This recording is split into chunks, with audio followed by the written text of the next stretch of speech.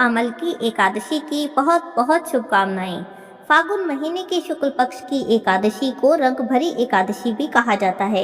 आज इस वीडियो में हम आमल की एकादशी की व्रत कथा सुनेंगे, फागुन महीने का आज का अध्याय सुनेंगे और आज सुनी जाने वाली सभी कहानियां भी सुनेंगे। सबसे पहले सुन लेते हैं आमल की एकादशी रंग भरी एकादशी व्रत कथा। बोलिए विष्णु भगवान की जय हो, लक्ष्मी माता की जय हो, एकादशी माता की जय हो।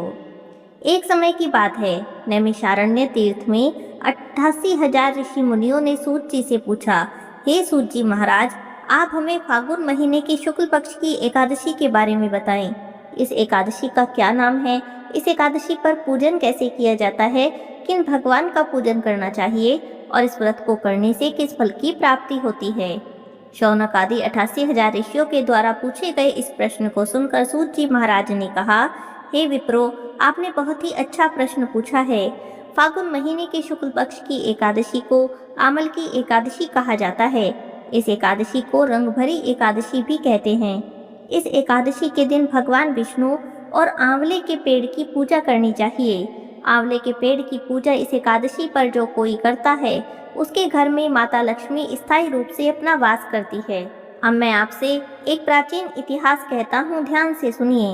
हे विप्रो, प्राचीन काल की बात है। महान राजा मानधाता ने वशिष्ठ जी से पूछा, हे वशिष्ठ जी, यदि आप मुझ पर प्रसन्न हैं तो कोई ऐसे व्रत का विधान मुझे बताएं जिससे कि मेरा कल्याण हो। महर्षि वशिष्ठ जी ने कहा, हे राजन, सब व्रतों से उत्तम और अंत में मोक्ष देने वाला आमल की एकादशी का व्रत है। राजा मानधाता ने पूछा, हे ऋषिवर, इस एकादशी के व्रत की उत्पत्ति कैसे हुई? इस व्रत के करने का क्या विधान है? हे वेदों के ज्ञाता, कृपा कर सब वृतांत मुझसे विस्तार पूर्वक बताइए। तब महर्षि वशिष्ठ जी बोले, हे राजन, मैं तुम्हारे सामने विस्तार से इस व्रत का वृतांत कहता हूँ। यह व्रत फागुन मास के शुक्ल पक्ष में किया जाता है। इस व्रत को करने से सभी पाप समूल नष्ट हो जाते हैं। इस व्रत का पुण्य 1000 गोदान के पुण्य के बराबर होता है। आंवले की महत्ता उसके गुणों के अतिरिक्त इस बात में भी है कि इसकी उत्पत्ति भगवान श्री विष्णु के श्री मुख से हुई है। मैं आपसे एक पुरानी कथा कहता हूँ, ध्यान से सुनिए।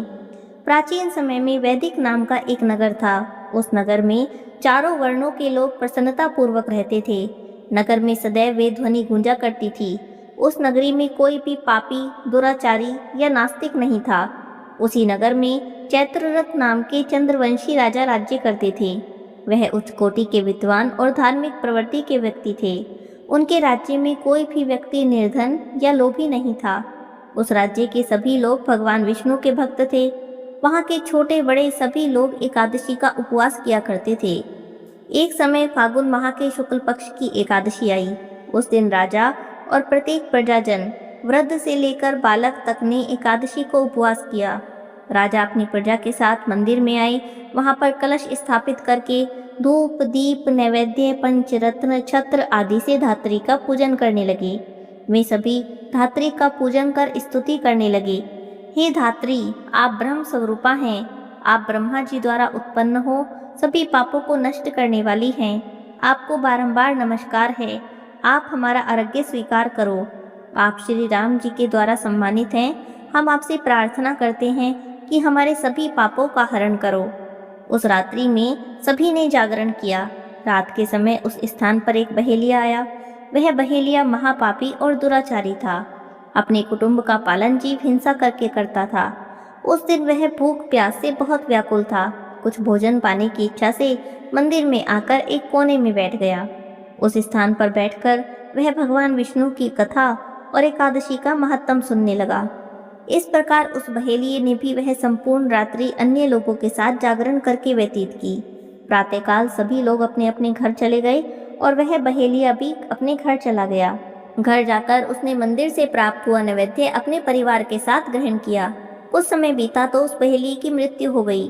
हालांकि जीव हिंसा करने के कारण वह घोर नरक का भागी था, लेकिन आमल की एकादशी का अनजाने में ही उसने व्रत किया और जागरण किया। इसी व्रत प्रभाव से उसने राजा विदुरथ के यहाँ जन्म लिया। तब उसका नाम वसुरथ रखा गया। बड़ा होने पर वह चतुरंगिनी सेना सहित धन धान्य से युक्त होकर 10,000 गांवों का संचालन करने लगा। वह तेज में सूर्य के समान, कांति में चंद्रमा के समान और वीरता में भगवान विष्णु के समान था। क्षमा में पृथ्वी के समान था। वह अत्यंत धार्मिक, सत्यवादी, कर्मवीर और विष्णु भक्त था। प्रजा का समान भाव से पालन करता था। दान देना तो जैसे उसका नित्य का कर्म था।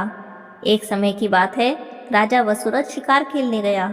देवयोग से रास्ता भटक गया और दिशा का ज्ञान न होने के कारण वन में भटकने लगा। भटकते भटकते बहुत थक गया तो एक वृक्ष के नीचे सो गया।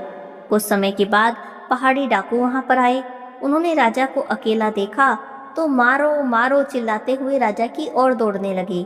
वे डाकू आपस में बातें कर रहे थे कि इस दुष्ट राजा ने हमारे माता पिता, पुत्र पौत्र, सभी संबंधियों को मार दिया है और हमें देश से निकाल दिया है। हमें इसे मार देना चाहिए और अपने अपमान का बदला लेना चाहिए। इतना कहकर वे डाकू राजा को मारने लगे। उस पर अपने अस्त्र शस्त्र फेंकने लगे, अस्त्रों शस्त्रों का प्रहार करने लगे। लेकिन ये क्या, डाकुओं के वे अस्त्र शस्त्र तो राजा के शरीर से स्पर्श होते ही नष्ट हो जाते। राजा को तो वे शस्त्र पुष्पों के समान प्रतीत होते। कुछ समय के बाद प्रभु इच्छा से उन डाकुओं के अस्त्र शस्त्र उन्हीं पर प्रहार करने लगे और सभी डाकू मूर्छित हो गए। उसी समय राजा के शरीर से एक दिव्य देवी प्रकट हुई। वह देवी बहुत सुंदर थी, सुंदर वस्त्रों और आभूषणों से अलंकृत थी। उनकी भ्रकुटी टेढ़ी थी, उनके नेत्रों से क्रोध की भीषण लपटें निकल रही थी। उस समय तो वे लपटें काल के समान प्रतीत होती थी। देखते ही देखते उन्होंने सभी डाकुओं का नाश कर दिया। थोड़ी देर बाद राजा नींद से उठा। नींद से उठने पर राजा ने वहां पर बहुत से डाकुओं को मरा पड़ा देखा। तब वह सोचने लगा, इन्हें किसने मारा है? इस वन में मेरा कौन हितैषी हो सकता है? अभी राजा ऐसा सोच ही रहा था, तभी आकाशवाणी हुई, हे राजन, इस संसार में भगवान विष्णु के सिवा तुम्हारी रक्षा कौन कर सकते हैं? इस आकाशवाणी को सुनकर राजा ने भगवान विष्णु को स्मरण किया, उन्हें प्रणाम किया और अपने नगर में वापस आ गया। वहां पर सुखपूर्वक राज्य करने लगा। महर्षि वशिष्ठ जी कहते हैं, हे राजन, यह सब आमल की एकादशी के एक व्रत का प्रभाव था। जो मनुष्य एक बार भी आमल की एकादशी का व्रत करता है, उसे प्रत्येक कार्य में सफलता प्राप्त होती है। मृत्यु के बाद वह वैकुंठ की प्राप्ति करता है। बोलिए विष्णु भगवान की जय हो, लक्ष्मी माता की जय हो, एकादशी माता की जय हो। सतयुग में एक महाभयंकर दैत्य हुआ। उसका नाम मुर था। उस दैत्य ने इंद्र आदि सभी देवताओं पर विजय प्राप्त करके उन्हें उनके पद से हटा दिया। उसके बाद इंद्र ने भगवान शंकर से प्रार्थना की, हे भोलेनाथ, हम सभी देवता मुर दैत्य के अत्याचार से दुखी हो गए हैं और मृत्यु लोक में अपना जीवन व्यतीत कर रहे हैं। राक्षसों के भय से हम बहुत दुखी हैं और कष्ट भोग रहे हैं। मैं खुद भी बहुत दुखी और भयभीत हूँ। अन्य देवताओं की तो मैं क्या ही बात कहूँ। अतः हे कैलाशपति, कृपा करके आप मुर दैत्य के अत्याचार से रक्षा करने का कोई उपाय हमें बताइए। देवराज की प्रार्थना सुनकर भगवान शंकर ने कहा, हे देवेंद्र, आप भगवान श्री हरि के पास जाइए। मधु कैटभ का संहार करने वाले भगवान विष्णु देवताओं को अवश्य ही इस भय से भी मुक्त करेंगे। महादेव जी के आदेश पर इंद्र आदि सभी देवता क्षीर सागर में गए, जहाँ पर भगवान श्री हरि शेष शैया पर विराजमान थे। इंद्र सहित सभी देवताओं ने भगवान विष्णु के सामने उपस्थित होकर उनकी बहुत स्तुति की। हे तीनों लोकों के स्वामी, आप स्तुति करने के योग्य हैं। हम सभी देवता आपको कोटि कोटि प्रणाम कर रहे हैं। हे दैत्यों के संहारक, हम आपकी शरण में आए हैं, आप हमारी रक्षा करो। हे त्रिलोकपति, हम सभी देवता दैत्य के अत्याचारों से भयभीत होकर आपकी शरण में आए हैं। इस समय दैत्यों ने हमें स्वर्ग से निकाल दिया है और हम सभी देवता बड़ी ही दयनीय स्थिति में मृत्यु लोक में विचरण कर रहे हैं। अब आप ही हमारे रक्षक हैं, हमारी रक्षा कीजिए। हे कैलाशपति, हे जगन्नाथ, हमारी रक्षा कीजिए। देवताओं की करुण पुकार सुनकर भगवान श्री हरि ने कहा, हे देवगणों, ऐसा कौन सा दैत्य है जिसने सभी देवताओं को जीत लिया? आप सभी देवता किसके भय से पृथ्वीलोक में भटक रहे हैं? क्या वह दैत्य इतना बलवान है जिसने इंद्र सहित सभी देवताओं को जीत लिया है? तुम निर्भय होकर मुझे सारी बात बताओ। भगवान विष्णु के इन वचनों को सुनकर देवराज इंद्र ने कहा, हे प्रभु, प्राचीन काल में ब्रह्मवंश में उत्पन्न हुआ नाड़ी जंगम नाम का एक असुर था, जिसका मुर नामक एक पुत्र है, जो चंद्रवती नगरी में निवास करता है। उसने अपने बल से मृत्युलोक और देवलोक पर विजय प्राप्त कर ली है। सब देवताओं को देवलोक से निकाल दिया है और दैत्य कुल के असुरों को इंद्र, अग्नि, यम, वरुण, चंद्रमा आदि लोकपाल बना दिया है। वह स्वयं सूर्य बनकर पृथ्वी को तापता है, स्वयं मेघ बनकर जल की वर्षा करता है। अतः आप इस बलशाली भयानक असुर का संहार करें और हम देवताओं की रक्षा करें। देवेंद्र के मुख से ऐसे वचन सुनकर भगवान श्री हरि ने कहा, हे देवताओं, मैं आपके शत्रु का शीघ्र ही संहार करूंगा। आप सब इसी समय मेरे साथ चंद्रावती नगरी चलिए। देवताओं की पुकार पर भगवान विष्णु तुरंत ही उनके साथ चल दिए। उधर दैत्यराज मुर ने अपने तेज से जान लिया कि श्री विष्णु युद्ध की इच्छा से उसकी राजधानी की ओर आ रहे हैं। अतः अपने राक्षस योद्धाओं के साथ वह भी युद्ध भूमि में आकर गरजने लगा। देखते ही देखते युद्ध आरंभ हो गया। युद्ध आरंभ होने पर अनगिनत असुर अनेकों अस्त्रों और शस्त्रों को धारण करके देवताओं से युद्ध करने लगे।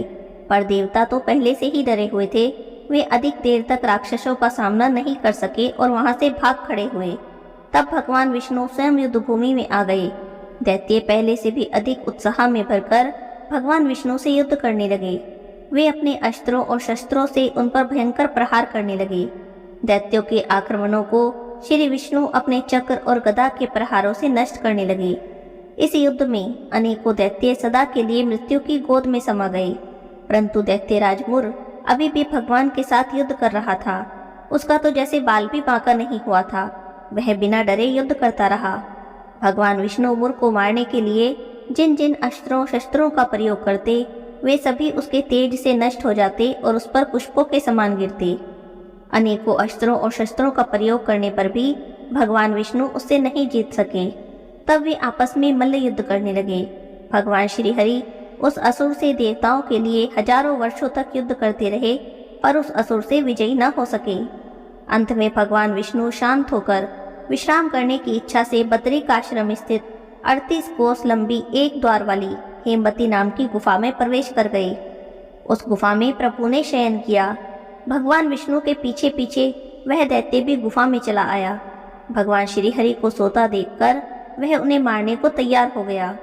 वह सोच रहा था कि आज मैं अपने चिरशत्रु का अंत करके सदा सर्वदा के लिए निष्कंटक हो जाऊंगा। परंतु उसकी यह इच्छा पूरी न हो सकी, क्योंकि उसी समय भगवान विष्णु की देह से दिव्य वस्त्र धारण किए एक अत्यंत मोहिनी कन्या उत्पन्न हुई और राक्षस को ललकार कर उससे युद्ध करने लगी। उस कन्या को देखकर राक्षस को घोर आश्चर्य हुआ और वह सोचने लगा, ऐसी दिव्य कन्या कहाँ से उत्पन्न हुई। उसके बाद वह असुर उस कन्या से निरंतर युद्ध करता रहा।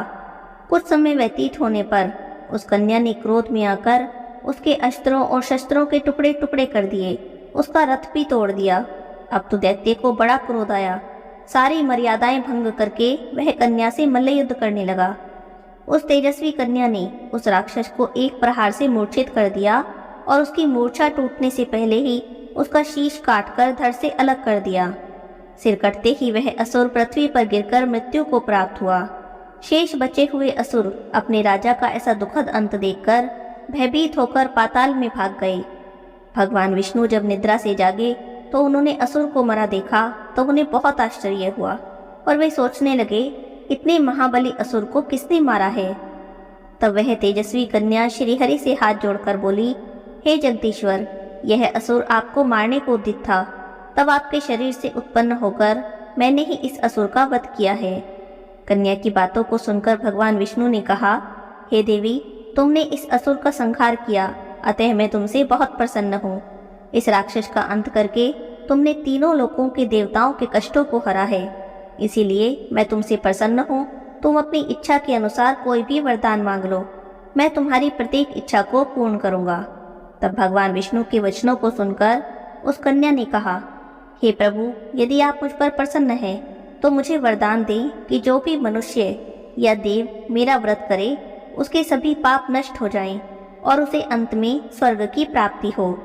मेरे व्रत का आधा फल रात्रि को मिले और उसका आधा फल एक समय भोजन करने वाले को मिले।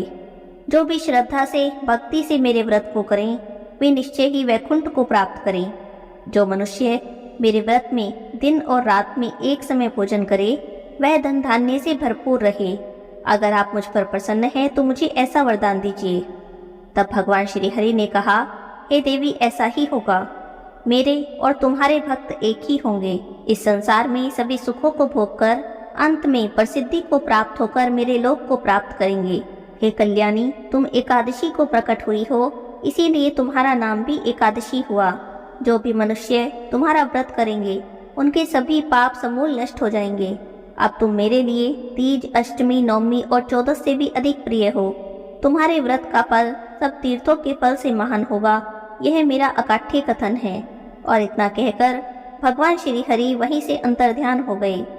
एकादशी व्रत में एकादशी माता की इस कथा को जो कोई भी सुनता है उसके सभी पाप नष्ट हो जाते हैं और उसे अपने एकादशी व्रत का पूर्ण फल प्राप्त होता है।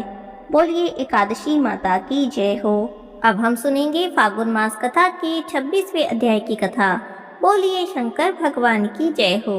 पिछले अध्याय की कथा में हमने सुना था कि बालक ध्रुव ने भगवान विष्णु की कृपा प्राप्ति के लिए तपस्या आरंभ की। उनकी तपस्या से देवराज इंद्र को चिंता होने लगी कि कहीं वे इंद्र पद न मांग ले।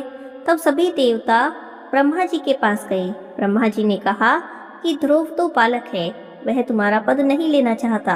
वह तो भगवान का भक्त है, उससे किसी को भी भय नहीं होना चाहिए। भगवान विष्णु के भक्त दूसरों को संताप नहीं देते हैं। ब्रह्मा जी की कही हुई यह बात सुनकर सभी देवता बहुत प्रसन्न हुए और उन्हें प्रणाम करके अपने अपने स्थान को चले गए।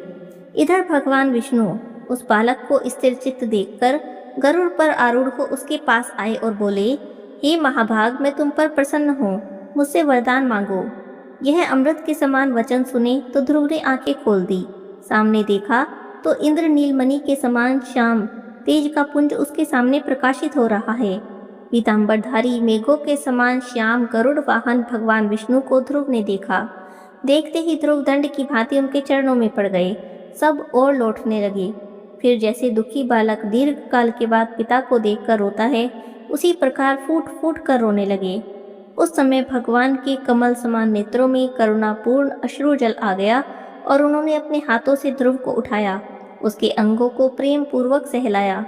देवाधिदेव श्री हरि के स्पर्श मात्र से ध्रुव के मुख से संस्कृतमयी शुभ वाणी प्रकट हुई और उन्होंने भगवान की स्तुति की। अब हम वह स्तुति सुनेंगे जिसके द्वारा ध्रुव ने भगवान विष्णु को प्रसन्न किया। ध्रुव जी बोले, संपूर्ण जगत की सृष्टि करने वाले हिरण्यगर्भ स्वरूप आपको नमस्कार है। आप उत्तम ज्ञान प्रदान करने वाले हैं, आपको नमस्कार है। सभी भूतों का संहार करने वाले हर स्वरूप आपको नमस्कार है। पंच महाभूत स्वरूप और समस्त भूत प्राणियों के स्वामी आपको नमस्कार है। सर्वशक्तिमान एवं जगत के उत्पादक पालनकर्ता आप भगवान विष्णु को नमस्कार है। कूर्म और वाराह आदि अवतारों के रूप आप समस्त विश्व का महान भार सहन करते हैं, आपको नमस्कार है। लक्ष्मी जी के स्वामी और सुदर्शन चक्र धारण करने वाले आपको नमस्कार है। पृथ्वी को अपनी दाढ़ों पर उठाने वाले आप वाराह रूपी परमात्मा को नमस्कार है। वेदांतों द्वारा आप ही जानने योग्य हैं, आपको नमस्कार है। आप अपने वक्ष स्थल में श्री वत्स चिन्ह धारण करते हैं, आपको नमस्कार है। आप सत्वादी गुण स्वरूप और सगुण और निर्गुण ब्रह्म हैं, आपको नमस्कार है। आपकी नाभि से ब्रह्मांड रूपी कमल पैदा हुआ, आपको नमस्कार है। आप 5 जन्य शंख धारण करते हैं, आपको नमस्कार है। हे वासुदेव, आपको नमस्कार है। हे देवकी नंदन, आपको नमस्कार है। हे दामोदर, हे ऋषिकेश, हे गोविंद, हे अच्युत, हे माधव, हे उपेंद्र, हे मधुसूदन, आपको नमस्कार है। आपका कहीं अंत नहीं है, इसीलिए आप अनंत कहलाते हैं, आपको नमस्कार है। आप अनंत नामक शेषनाग की शैया पर शयन करने वाले हैं, आपको नमस्कार है। रुक्मणी के पति, आपको नमस्कार है। हे मुकुंद, हे परमानंद, नंद गोपों के प्रिय, आपको नमस्कार है। हे पुंडरीकाक्ष, आपको नमस्कार है। गोपाल रूप धारण करके वंशी बजाने वाले, आपको नमस्कार है। हे गोपी वल्लभ, हे गोवर्धनधारी, आपको नमस्कार है। आप में योगीजन रमण करते हैं, इसीलिए आप राम हैं। रघुकुल के स्वामी होने से रघुनाथ हैं। रघुवंश में अवतार ग्रहण करने से आप राघव कहलाते हैं, आपको बारंबार नमस्कार है। विभीषण को आश्रय देने वाले, आपको नमस्कार है। आप अजन्मा और जय स्वरूप हैं, आपको नमस्कार है। शन निमेष आदि जितने भी काल भेद हैं, वे सब आप ही के स्वरूप हैं। आप अनेक रूप धारण करने वाले हैं, आपको नमस्कार है। आप शारंग नाम का धनुष, कौमुदकी गदा, सुदर्शन चक्र धारण करते हैं, आपको नमस्कार है। आप ही गौओं के और ब्राह्मणों के हितकारी हैं, आपको नमस्कार है। हे धर्म स्वरूप, आपको नमस्कार है। सत्वगुण धारण करने वाले, आपको नमस्कार है। आपके सहस्त्रों मस्तक हैं, आप परम पुरुष परमेश्वर हैं, आपको बारंबार नमस्कार है। आपके हजारों नेत्र हैं, हजारों चरण हैं, हजारों किरणें और हजारों मूर्तियां हैं, आपको बारंबार नमस्कार है। हे श्रीकांत, हे यज्ञ पुरुष, आपको नमस्कार है। आपका स्वरूप वेदों के द्वारा जानने योग्य है और वेद आपको बहुत प्रिय हैं, आपको नमस्कार है। वेद स्वरूप, वेदों के वक्ता और सदाचार के पथ पर चलने वाले, आपको नमस्कार है। आप वैकुंठ धाम स्वरूप और वैकुंठ धाम के निवासी हैं, आपको नमस्कार है। विस्तृत यश वाले भगवान गरुड़ वाहन को नमस्कार है। हे विश्वक्सेन, आपको नमस्कार है। हे जगन्मय जनार्दन, आपको नमस्कार है। आप अपने तीनों पगों से त्रिलोकी को माप लेने वाले हैं, सत्य स्वरूप और सत्य प्रिय हैं, आपको नमस्कार है। हे केशव, आपको नमस्कार है। आप माया शक्ति से संपन्न हैं, वेदों के गायक हैं, ब्रह्म नाम से आपकी महिमा का गान किया जाता है, आपको नमस्कार है। आप तप स्वरूप और तपस्या का फल देने वाले हैं, आपको नमस्कार है। आप ही सत्वन करने योग्य देवता हैं, स्तुति भी आपका ही स्वरूप है और आप अपने भक्तजनों की स्तुति में तत्पर रहते हैं, आपको नमस्कार है। आप श्रुति रूप हैं और श्रुतियों में प्रतिपादित सदाचार आपको प्रिय हैं, आपको नमस्कार है। अंडज, स्वदेज, जराजुज, उद्भिज सभी जीव आपके स्वरूप हैं, उन सभी रूपों में भी आपको नमस्कार है। आप देवताओं में इंद्र, ग्रहों में सूर्य, लोकों में सत्यलोक, समुद्रों में क्षीर सागर, नदियों में गंगा, सरोवर में मानस, पर्वतों में हिमवान, धेनुओं में कामधेनु, धातुओं में स्वर्ण, पत्थरों में स्फटिक, फूलों में नीलकमल, वृक्षों में तुलसी और संपूर्ण पूजनीय शिलाओं में शालिग्राम शिला हैं।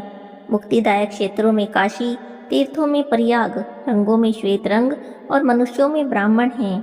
पक्षियों में गरुड़, कामेंद्रियों में वाणी, वेदों में उपनिषद, मंत्रों में प्रणव, अक्षरों में आकार, यज्ञकर्ताओं में सोम रूपधारी और प्रतापियों में अग्नि हैं। क्षमाशीलों में क्षमा, दाताओं में मेघ हैं, पवित्रों में परम पवित्र हैं, संपूर्ण अस्त्रों शस्त्रों में धनुष हैं और वेगवानों में वायु हैं। इंद्रियों में मन है और भय शून्य अंगों में हाथ हैं। व्यापक वस्तुओं में आकाश और आत्माओं में परमात्मा है। संपूर्ण नित्य कर्मों में संध्योपासना, यज्ञों में अश्वमेघ यज्ञ, दानों में अभय दान, लाभों में पुत्र लाभ, ऋतुओं में वसंत, युगों में सत्ययुग और तिथियों में अमावस्या हैं। नक्षत्रों में पुष्य, सब पर्वों में संक्रांति, योगों में व्यातिपात, तरणों में कुश और सब पुरुषार्थों में मोक्ष आप ही हैं। हे अजन्मा प्रभु, संपूर्ण बुद्धियों में आप धर्म बुद्धि हैं। सभी वृक्षों में पीपल है और लताओं में सोमलता है। समस्त पवित्र साधनों में प्राणायाम है। संपूर्ण शिवलिंगों में आप सब कुछ देने वाले साक्षात भगवान विश्वनाथ हैं। मित्रों में पत्नी और सब बंधुओं में धर्म आप ही हैं। हे नारायण, इस चराचर जगत में आपसे भिन्न दूसरी कोई वस्तु नहीं। आप ही माता हैं, आप ही पिता हैं, आप ही सुरहद्र, आप ही महान वैभव, आप ही सौख्य संपत्ति और आप ही आयु और जीवन के स्वामी हैं। वही कथा है जो आपके नाम की महिमा बताई जाती है, वही मन है जो आपको समर्पित होता है, वही कर्म है जो आपकी प्रसन्नता के लिए किए जाते हैं और तपस्या भी वही है जिससे आपकी स्मृति बनी रहे। धनियों का वही धन शुद्ध है जो आपके लिए व्यय किया जाता है। हे विष्णु, वही काल सफल है जिसमें आपकी पूजा होती है। यह जीवन तभी तक कल्याणकारी है जब तक हृदय में आपका चिंतन होता रहता है। आपका चरणोदक पीने से सभी रोग शांत हो जाते हैं। हे गोविंद, आपके वासुदेव नाम का कीर्तन करने से अनेक जन्मों द्वारा उपार्जित महान पाप नष्ट हो जाते हैं। अहो, मनुष्यों में कैसा अद्भुत महान मोह होता है, कैसा प्रमाद है कि वे भगवान वासुदेव की अवहेलना करते हैं और दूसरे को रिझाने के लिए परिश्रम करते हैं। भगवान के नामों का जो कीर्तन किया जाता है वही परम मंगलमय है, वही धन का उपार्जन है और वही जीवन का फल है। हे प्रभु, सबके हृदय में अंतर्यामी रूप से आप ही निवास करते हैं। आप सबके साक्षी हैं, अपने बाहर और भीतर आप सर्वव्यापी हैं। आप सर्वव्यापी परमेश्वर को छोड़कर मैं किसी दूसरे को नहीं जानता हूँ। इस प्रकार बालक ध्रुव ने भगवान विष्णु की बहुत प्रकार से स्तुति की और उसके बाद बालक ध्रुव चुप हो गए। तब भगवान विष्णु ने प्रसन्नतापूर्वक दृष्टि से उनकी ओर देखा और कहा, हे बेटा, मैंने तुम्हारे मनोरथ को अच्छे से जान लिया है। देखो, सभी प्राणी अन्न से उत्पन्न होते हैं। अन्न वर्षा से उत्पन्न होता है और उस वर्षा के कारण है सूर्यदेव। किंतु तुम सूर्य के भी आधार हो जाओ। आकाश में भ्रमण करने वाले सभी नक्षत्र और ग्रह आदि का जो ज्योतिर्मंडल है उसके तुम आधार होंगे। इस दिव्य पद पर तुम पूरे कल्प भर शासन करोगे। तुम्हारी माता सुनीति भी तुम्हारे समीप आ पहुंचेंगी। जो भी मनुष्य एकाग्रचित होकर तुम्हारे द्वारा की गई इस स्तुति का तीनों समय पाठ करता है, उसकी सभी पाप राशि नष्ट हो जाएगी। लक्ष्मी उसका घर कभी नहीं छोड़ेगी। अपनी माता से उसका वियोग कभी नहीं होगा। भाई बंधुओं से कभी कलह नहीं होगा। भगवान के पार्षद कहते हैं, हे ब्राह्मण, ध्रुव से ऐसा कहकर भगवान गरुड़ध्वज वहां से चले गए। इस प्रकार मार्ग में पड़ने वाले सभी लोगों की महिमा बताते बताते वह दिव्य विमान सत्यलोक आ पहुंचा। वहां जाते ही दोनों पार्षद विमान से उतर गए। उन सबने समस्त लोकों के सृष्टा ब्रह्मा जी के चरणों में प्रणाम किया। ब्रह्मा जी ने कहा, हे भगवत पार्षदों, ये बुद्धिमान ब्राह्मण शिव शर्मा वेद वेदांगों के पारंगत विद्यमान हैं, स्मृतियों और धर्मशास्त्रों में बताए हुए सदाचार के पालन करते हैं, पाप कर्मों से विमुख रहते हैं। परम बुद्धिमान ब्राह्मण शिव शर्मन, मैं तो तुम्हें बहुत अच्छे से जानता हूँ। तुमने उत्तम तीर्थ में प्राण त्याग करके बहुत ही अच्छा किया। तुमने यह जब सब कुछ देखा है वह सब शीघ्र नष्ट होने वाला है। मेरे प्रत्येक दिन के अंत में प्रलय होता है और मैं दिन के प्रारंभ में बार बार सृष्टि करता हूँ। जब स्वर्ग आदि लोकों की यह अवस्था है तब मरणशील मनुष्यों की तो क्या ही बात करें। हे बेटा, भारतवर्ष में हिमवान और विंध्यगिरि के बीच का भाग बहुत ही पुण्यदायक माना जाता है। इसमें भी गंगा और यमुना के बीच का भाग पृथ्वी की अंतर्वेदी है। यहाँ के क्षेत्रों में कुरुक्षेत्र सबसे बढ़कर है और उससे भी उत्तम है नैमिषारण्य तीर्थ, जो स्वर्ग का श्रेष्ठ साधन है। इस समस्त भूमंडल में नैमिषारण्य से और अन्य तीर्थों से भी बढ़कर है प्रयाग। वह स्वर्ग, मोक्ष और संपूर्ण मनोवांछित फलों को देने वाला है। इसीलिए प्रयाग महान क्षेत्र है और उसे सब तीर्थों का राजा माना जाता है। मैंने पूर्व काल में सब यज्ञ को एक तराजू पर रखा और दूसरी ओर तीर्थों में श्रेष्ठ प्रयाग को रखा, पर उसी का पलड़ा भारी रहा। दक्षिणा आदि से पुष्ट समस्त योगों की अपेक्षा इस क्षेत्र को प्रधान देखकर भगवान विष्णु और भगवान शिव आदि ने उसका नाम प्रयाग रख दिया। उसके नाम मात्र का तीनों काल में स्मरण करने से मनुष्य के शरीर में पाप नहीं ठहर पाते। असंख्य जन्मांतरों में जिस पाप राशि का संग्रह किया जाता है, व्रत, दान, तप और जप से भी जिसे दूर करना कठिन हो जाता है, वह पाप राशि भी जब कोई तीर्थराज प्रयाग में जाने के लिए उदित होता है, तब आंधी के मारे हुए वृक्ष की भांति शरीर के भीतर थर थर कांपने लगती है। प्रयाग जाने का दृढ़ संकल्प लेकर जो आधा रास्ता तय कर लेता है, उस पुरुष के शरीर से वह पाप राशि पग पग पर निकलने की इच्छा रखती है। यदि भाग्य से उस महात्मा को तीर्थ या प्रयाग का दर्शन हो जाए तो उसके पाप उसी प्रकार भाग जाते हैं जैसे सूर्योदय होने पर अंधकार दूर हो जाता है। 7 धातुओं के बने हुए मानव शरीर में जो जो पाप हैं वे केशों में आकर ठहरते हैं, अतः केशों का मुंडन करा देने पर वह भी निकल जाते हैं। इस प्रकार निष्पाप होकर गंगा यमुना के श्वेत श्याम सलिल के संगम में स्नान करना चाहिए। उस स्नान से मनुष्य महान पुण्य राशि, मनोवांछित पुण्य भोग और स्वर्ग को प्राप्त करता है। जो निष्काम भाव से स्नान करता है उसे मोक्ष की प्राप्ति होती है। हे ब्राह्मण, तीर्थराज प्रयाग से भी श्रेष्ठ होती है काशी। वह संपूर्ण भुवनों में सबसे उत्तम है। काशी में देहावसान होने से मुक्ति प्राप्त होती है। इसमें कोई संशय नहीं कि काशी क्षेत्र प्रयाग से भी अधिक रमणीय है, जहाँ साक्षात भगवान विश्वनाथ निवास करते हैं। विश्वनाथ जी के निवास स्थान अविमुक्त नामक महाक्षेत्र से अधिक रमणीय तीर्थ इस ब्रह्मांड में कहीं नहीं है। अविमुक्त क्षेत्र ब्रह्मांड के भीतर रहकर भी ब्रह्मांड में नहीं। इसकी लंबाई 5 कोस तक है। प्रलय काल में एकार्ण वर्ण का जल जैसे जैसे बढ़ता जाता है, वैसे वैसे इस क्षेत्र को भगवान शिव ऊपर उठाते जाते हैं। काशी क्षेत्र महादेव जी के त्रिशूल की नोक पर स्थित है। न ये तो आकाश में है और न ही भूमि पर, किंतु मूढ़ बुद्धि मनुष्य इसे इस रूप में नहीं देख पाते। यहाँ सदा सतयुग रहता है, सदा महापर्व लगा रहता है। विश्वनाथ जी के निवास स्थान में ग्रहों के अस्त उदय जनित दोषों की प्राप्ति नहीं होती। वहाँ सदा उत्तरायण है, सदा महान अभ्युदय है और सदैव मंगल है, जहाँ पर भगवान विश्वनाथ की स्थिति होती है। ब्रह्मा जी ने काशी क्षेत्र की महिमा के बारे में आगे क्या बताया, इसका वर्णन अगले अध्याय में सुनेंगे। आज की कथा को यहीं पर विराम करते हैं। बोलिए शंकर भगवान की जय हो।